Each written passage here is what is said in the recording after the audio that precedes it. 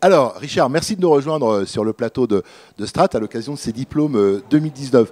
Alors, est-ce que tu peux nous présenter un petit peu plus complètement le rôle des ateliers à Strat?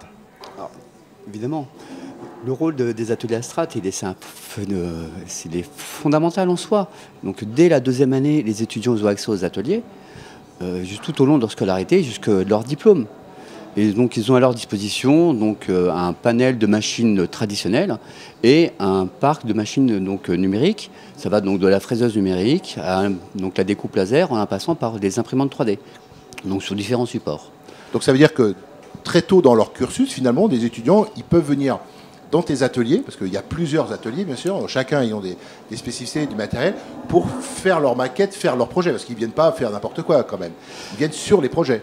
Tout à fait. Et dès la deuxième année, après une petite formation qu'ils ont avec nous, ils ont accès aux ateliers.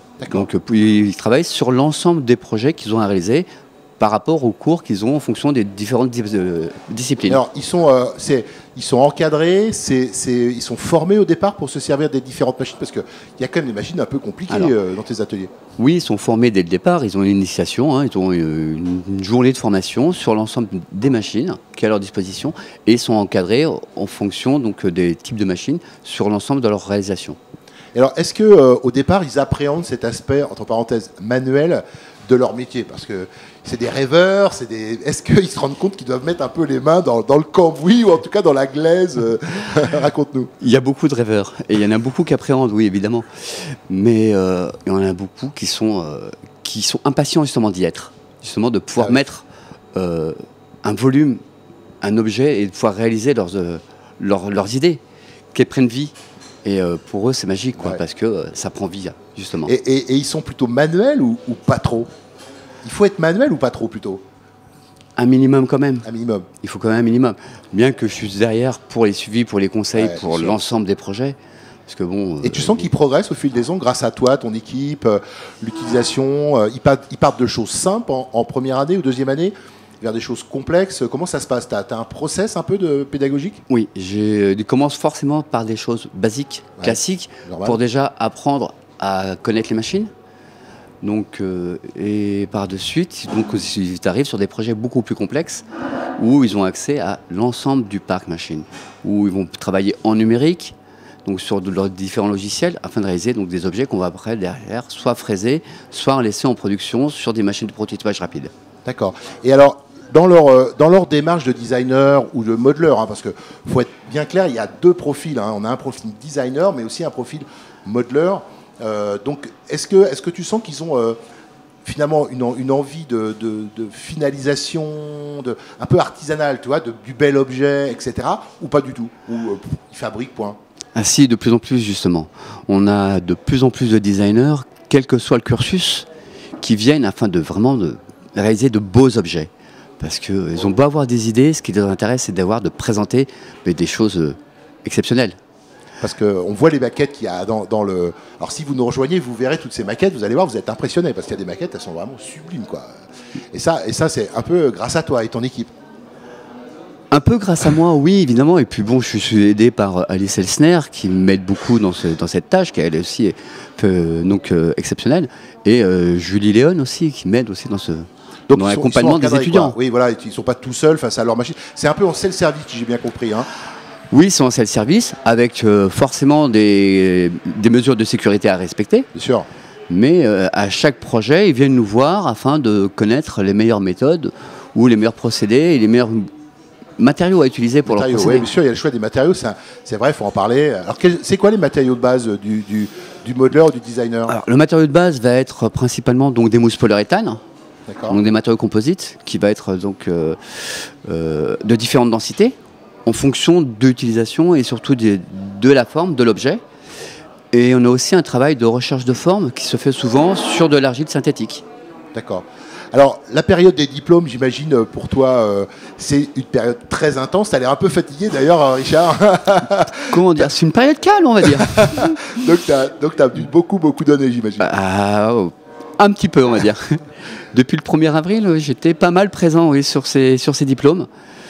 Pourquoi ? Parce qu'il y a beaucoup de maquettes dans Il y le a diplôme. énorme, on se retrouve avec 135 diplômés, donc potentiellement 135 projets de maquettes à réaliser dans l'absolu. Alors, quel est le rôle de la maquette ? C'est-à-dire qu'en fait, même vis-à-vis des professionnels qui sont les jurys, c'est quand même important d'être capable de montrer un objet, un concept en vrai, finalement. Même à l'heure du 3D, quoi. Oui, moi je pense que c'est indispensable. Ça met vraiment en valeur donc le projet et ça permet de vraiment voir la fonctionnalité du projet, la viabilité du projet. Parce que sur une image, sur une 3D, on voit qu'il y a des possibilités réelles, mais l'objet, une fois qu'on l'a en main, une fois qu'on l'a devant nous, on se rend compte du potentiel. Ah oui, c'est-à-dire que c'est vraiment quand tu vois l'objet, la maquette, que tu te dis ouais, c'est chouette ou ouais, c'est waouh. Ah ouais, waouh, ouais, c'est ça. Voilà, c'est ce qui fait. Non mais t'as raison, parce que des fois, moi je vois des maquettes ici de véhicules, de personnages, on en a quelques-uns là à côté de nous. Tu dis quand même waouh, ça envoie. C'est ça. Et est-ce que ça veut dire qu'ils ont besoin d'avoir un peu une âme d'artiste au final, Oui. dans l'esprit, la beauté, etc. Oui. C'est important. C'est important parce que cette âme d'artiste, de toute façon, elle est innée chez eux. Ouais. Elle est innée, c'est que c'est aimer faire les belles choses. Et ça, pour eux, ça n'a pas de prix, quoi. Ça n'a pas de prix. Ça a pas de Alors, prix. écoute, tu sais qu'on est là aujourd'hui parce que c'est les diplômes 2019 et je te propose qu'on accueille un étudiant qui vient de réussir ses diplômes. Bonjour, rejoignez-nous. Bonjour, installez-vous. Bonjour. Partagez le canapé avec Richard. Voilà. Thibaut. Alors, présentez-vous en quelques mots. Voilà, qui êtes-vous, jeune homme ? Alors moi je m'appelle Thibaut Porchereau, je suis étudiant en 5e année en design mobilité à Strat. D'accord. Et donc je viens de passer mon diplôme avant-hier. Quel était le pitch de votre projet ? Alors moi je suis en design mobilité, donc je fais tout ce qui est moyens de transport. Et l'idée c'était de se placer en 2050 et de dire que la mobilité autonome aura pris le dessus sur la conduite et que en fait on devra essayer de retrouver un peu de sensation de conduite, de plaisir de conduire, des compétences, etc. Et l'idée c'était de proposer une expérience de voyage grâce à un camping-car tout-terrain pour partir en Islande pendant 2 semaines et essayer d'apprendre la conduite et de profiter de ce pays magnifique. Voilà. Alors donc vous, non seulement vous considérez qu'on va aller vers la conduite autonome, mais que finalement il faudra aller au-delà de ça. C'est ça l'idée en fait. Hein. Vous allez vraiment très très loin, 2050 quand même. C'est ça, exactement. En fait, je dis que la mobilité autonome aura apporté pas mal d'avantages. Ce sera une évidence en fait. Exactement. Mais que en perdant la conduite, on aura perdu beaucoup d'autres bénéfices. Voilà, exactement. Et qu'il faudra retrouver pour moi. Enfin, je pars du principe que c'est important et que c'est des expériences positives et que si on les perd, bah, c'est dommage. Donc là, vous avez proposé quoi concrètement à votre jury ? Donc vous pouvez dire un véhicule pour aller en Islande, c'est ça ? C'est ça, tout à fait. En fait, c'est un camping-car tout-terrain qui fait 6,50 m de long, donc c'est quand même un gros morceau. Un beau camping-car, ouais. C'est ça. Et donc à l'intérieur, il y aurait une partie conduite à l'avant, avec donc des postes de conduite, et à l'arrière, tout un espace habitable avec le lit, des sièges, un lavabo, un compacteur de déchets, des plaques chauffantes, une douche, des toilettes sèches, tout ça. Et donc l'idée c'était d'essayer de trouver tout un aménagement, une architecture pour essayer de rassembler toutes ces fonctions dans un véhicule. Donc comment s'est passé l'accueil du jury alors ? Eh ben plutôt bien, plutôt très bien même. Non, ils ont beaucoup apprécié. Alors il y avait évidemment quelques améliorations comme toujours, mais non, dans l'idée ils ont beaucoup apprécié. Ils m'ont d'ailleurs gratifié en me donnant les félicitations du jury. Ah oui, et carrément. coup de cœur mémoire, ce qui était aussi. Ouais, parce que aussi une surprise. Faut pas oublier de dire qu'il y a toujours 2 parties. Il y a le mémoire et la présentation, le projet. Quoi, tout à fait, tout à fait. C'est très très important. Hein, d'accord. Donc ça vous a fait plaisir, bravo en tout cas, félicitations. Oui. Bah, merci déjà. beaucoup. Merci, c'est gentil.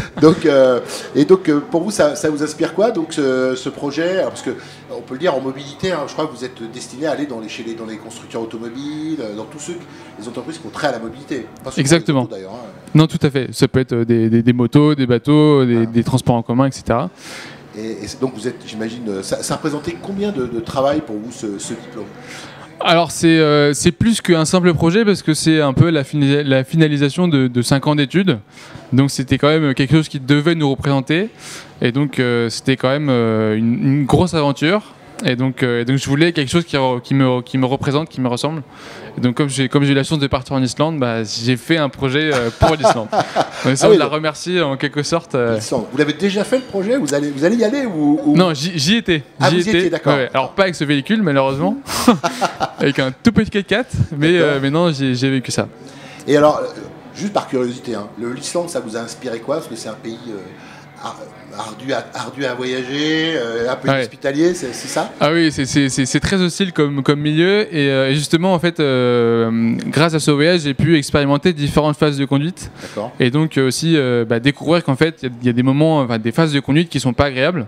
Et donc où la mobilité autonome en fait apporterait beaucoup d'avantages. Et donc c'est aussi ça qui m'a mené à faire ce projet, en me disant que en fait avec la conduite et la mobilité autonome dans un même véhicule, on peut arriver à avoir des expériences beaucoup plus agréables en fait. C'est-à-dire que vous en fait vous jouez plutôt sur la mixité quoi. Exactement. On choisit entre le moment où on veut, ou autonome ou pas quoi. C'est ça. Chacun ses avantages, ses désavantages aussi. Mais l'idée c'est d'essayer d'avoir les deux pour différentes circonstances, puisque chacun demande, a des demandes, des besoins différents. Donc là, la suite du process pour vous, c'est quoi? C'est de le réaliser vraiment, ce véhicule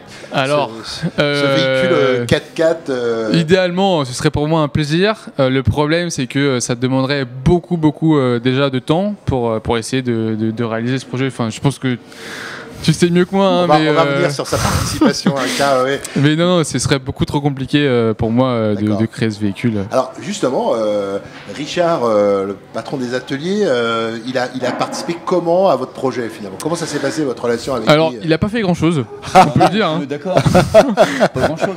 Non, en fait, c'est le monsieur qui m'a aidé à réaliser ma maquette. Parce que donc pour notre présentation de Dipo pour la soutenance, on a un poster à faire. Une présentation PowerPoint et une maquette, donc une échelle, un modèle réduit en fait de notre véhicule. Et donc c'est Richard ici présent qui m'a aidé à la réalisation, donc le prototypage, c'est-à-dire en mousse, impression en mousse, fraisage, etc. Mais aussi la peinture, des sublimes peintures type carrosserie. Des quoi, 160 pièces, c'est ça? Un peu plus, 160 pièces, ouais. 160 pièces, c'est-à-dire la maquette qu'il a présentée. Il y a 160 pièces qui la composent. C'est ça, Richard. tout à fait. Environ. Donc ça représente combien d'heures de travail? Parce que comme tout bon garçon qui sait que j'ai fait des maquettes d'avions dans ma jeunesse, bon ça date un peu, vous allez me dire, mais alors ça correspond à combien d'heures de travail? C'est déjà 200 heures de travail sur les fichiers numériques. Ah oui. Ah ouais, au moins, je pense. Au moins, voire un peu plus. Non, 200 heures de travail. Au moins, sans compter après, donc Alors c'est quoi les étapes? mois de travail numérique first. Donc là, tu dessines les pièces, c'est ça? Alors la première étape, c'est, tout de suite pour nous, en tout cas, c'est un crayon en papier. D'accord. Pour essayer de sketcher les premières idées. Et ensuite, au fur et à mesure des étapes, on commence à aller sur la 3D, on commence à réfléchir aussi en 3D. Donc sur des logiciels type SolidWorks, Blender, Autodesk, tout ça. Et ensuite, on avance sur la 3D, on essaie de mettre le plus de détails qu'on veut. Et ensuite, on fait imprimer les pièces ou fraiser. Ça dépend. C'est-à-dire que dans tes ateliers, Richard, tu travailles sur la base de plans, finalement, que t'ont fourni les fichiers numériques. De fichiers numériques. De fichiers numériques. Et donc, ça arrive qu'on travaille sur plan, oui, mais principalement, on travaille sur des fichiers numériques. D'accord. C'est soit on va lancer en prototypage rapide sur différentes machines, soit en fraisage numérique. D'accord. Alors quand un de tes étudiants, qui t'a donc apparemment demandé un peu de travail, obtient ce type de récompense, qu'est-ce que ça te procure? Simplement que mon rôle est là, il est fait, le but est atteint, quoi. Ils ont leur diplôme, ils ont leur soutenance, quoi. Ils ont leur soutenance et bon, pour certains d'entre eux, et félicitations, bien mérité. Aucun doute de ce côté-là. Bon. Donc tu es content de ton élève. Et vous, ça vous a aidé l'apport de... Ah oui, mais sans lui, j'y serais jamais arrivé. Sans lui et d'autres d'ailleurs, parce qu'il n'y a pas que lui, mais... C'est ça. Mais oui, non, c'est... Donc vraiment, même en 5e année, vous avez besoin encore du soutien de vos profs, de l'encadrement de strat pour arriver à travail d'équipe en fait. Évidemment, il y a les profs, il y a les encadrants, tout ça, mais même en tant que designer, en tant que simple... En tant que personne. Ouais, en tant que personne, on a forcément besoin d'aide. On peut pas faire un projet tout seul, c'est pas possible. On a forcément besoin d'avis extérieurs. C'est l'esprit du designer, travailler en équipe, tout à fait. Sourcer plein d'idées autour. D'accord. Et là, votre stage, donc, vous partez vers quels horizons? Je pars vers le nord, plus en Suède, chez Volvo, en design intérieur, toujours. Et donc j'espère que ça va bien se passer. J'ai pas beaucoup de doutes là-dessus. Bah ouais, j'imagine. Je pense que c'est une très belle équipe et je suis très content.